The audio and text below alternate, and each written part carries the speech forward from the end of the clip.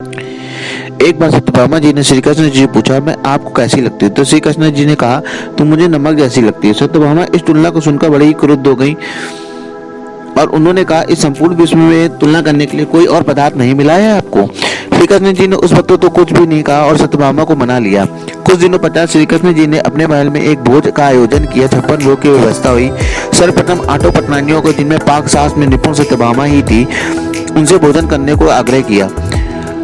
श्री कृष्ण जी के कहने पर सत्यभामा जी ने जैसे ही पहला कौर मुंह में डाला, मगर यह क्या, सब्जी में नमक नहीं था। सत्यभामा ने उस कौर को मुंह से निकाल दिया और फिर दूसरा कौर मावा मिश्री का मुंह में डाला तो उसको चबाते चबाते बुरा सा मुंह बनाया। फिर पानी की सहायता से किसी तरह उसे मुंह से नहीं उतारा। अब तीसरा कौर कचौरी का डाला तो आग थू। ये क्या, सत्यभामा का पारा 7वें आसमान पर पहुंच गया चुका था। जोर से चीखी, किसने बनाई है यह रसोई?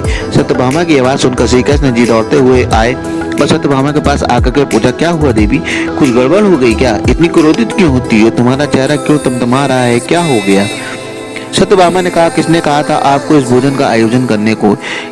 इस तरह बिना नमक की कोई रसोई बनती है? किसी वस्तु में नमक नहीं है, मीठे में शक्कर नहीं है, एक कौर नहीं खाया जाता। किसी तरह पानी की सहायता से एक मावा का गला नीचे से उतारा। श्री कृष्ण जी ने बड़े भोलेपन से पूछा, क्या हुआ देवी, सब कुछ सही तो हो, बिना नमक के ही खा लेती? सत्यभामा चीख कर बोली, दिमाग फिर गया है आपका? बिना शक्कर की मिठाई तो खाई जा सकती है, पर बिना नमक की कोई वस्तु नहीं खाई जा सकती। तब श्री कृष्ण जी अपने बाल सुलभ मुस्कान के साथ कहा, फिर उस दिन क्यों गुस्सा हो गई थी देवी, जब मैंने तुम्हें नमक जितनी प्रिय कहा था? अब सत्यभामा को सारी बातें समझ में आ गई कि सारा वाक्य उन्हें सबक सिखाने के लिए ही किया गया था।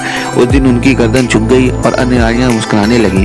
कहने का तात्पर्य यह है कि स्त्री जल की तरह होती है, जिसके साथ मिलती है उसका ही गुण अपना लेती है। स्त्री नमक की तरह होती है, जो अपना अस्तित्व मिटाकर भी प्रेम, प्यार, आदर, सत्कार परिवार को ऐसा बना देती है। माला तो आपने देखी होगी, तरह तरह के फूल पुरे होते हैं, पर शायद कभी आपने अच्छे से देखी हो तो उसमें गुम होता है एक सूत, धागा। उन सुंदर सुंदर फूलों को एक साथ बांधे रखता है। लोग तारीफ उस माला की करते हैं जो दिखाई देती है, परंतु कभी उस सूत और धागे की को कोई याद नहीं करता, जो अगर टूट जाए तो सारे फूल इधर उधर बिखर जाते हैं। कहने का तात्पर्य यह है, स्त्री उस सूत की तरह होती है जो बिना किसी चाह के, बिना किसी कामना के, बिना किसी पहचान के, अपना सर्वस्व खोकर भी किसी के जान पहचान की मोहताज नहीं होती है। और इसीलिए शायद इस दुनिया में राम के पहले सीता और श्याम के पहले राधा को याद किया जाता है। अपने आप को विलीन करके पुरुषों को संपूर्ण करने की शक्ति भगवान ने स्त्रियों को ही दी है। जय श्री राधे।